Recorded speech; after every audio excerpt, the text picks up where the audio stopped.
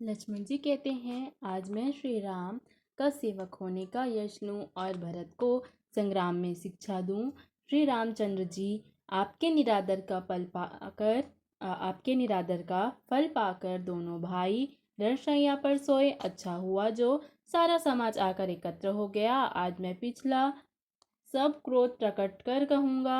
जैसे सिंह हाथियों के झुंड को कुचल डालता है और बाज जैसे लवे को लपेट में ले लेता है, वैसे ही भरत को सेना समेत और छोटे भाई सहित तिरस्कार करके मैदान में पछाड़ूंगा। यदि शंकर जी भी आकर उनकी मदद करे तो भी मुझे राम जी की सौगंध है, मैं उन्हें युद्ध में अवश्य मार डालूंगा, छोड़ूंगा नहीं।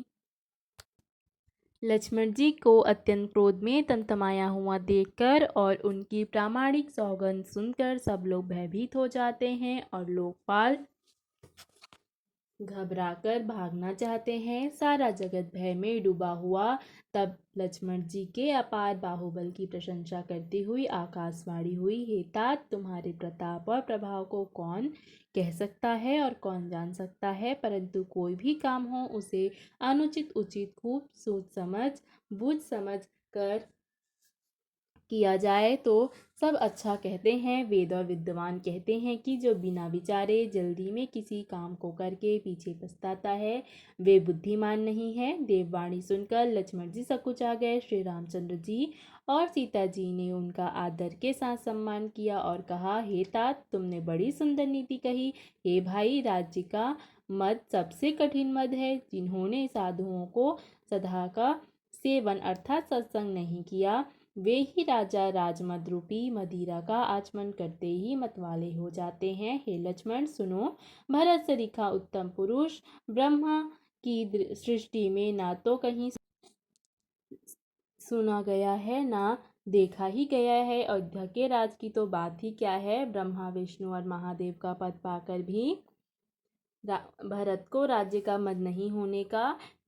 क्या कभी कांजी की बूंदों से क्षीर समुद्र नष्ट हो सकता है, अर्थात फट सकता है। अंधकार चाहे तरुण अर्थात मध्याह्न के सूर्य को निगल जाए, आकाश चाहे बादलों में समाकर मिल जाए, गौ के खुर इतने जल में अगस्त से डूब जाए और पृथ्वी चाहे अपनी स्वाभाविक क्षमा सहनशीलता को छोड़ दे, मच्छर की फूंक से चाहे सुमेरु उड़ जाए, परंतु हे भाई, भरत को राजमत कभी नहीं हो सकता। हे लक्ष्मण, मैं तुम्हारी शपथ और पिताजी की सौगंध खाकर कहता हूँ, भरत के समान पवित्र और उत्तम भाई संसार में नहीं है। हे तात, गुड़ रूपी दूध और अवगुण रूपी जल को मिलाकर विधाता इस सृष्ट प्रपंच जगत को रचता है, परंतु भरत ने सूर्यवंश रूपी तालाब में हंस रूप जन्म लेकर गुड़ और दोष का विभाग कर दिया, अर्थात दोनों को अलग कर दिया।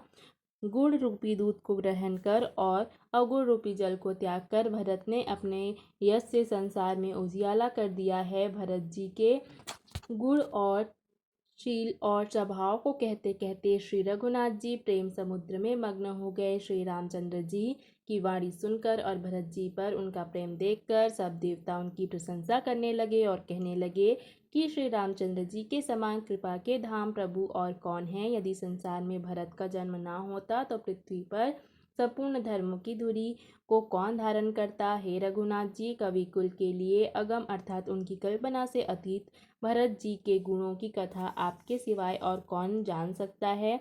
लक्ष्मण जी, श्री रामचंद्र जी और सीता जी ने देवताओं की वाणी सुन कर बड़ा ही सुख पाया, जो वर्णन नहीं किया जा सकता। यहाँ भरत जी ने सारे समाज के साथ पवित्र मंदाकिनी में स्नान किया, फिर सबको नदी के नजदीक ठहराकर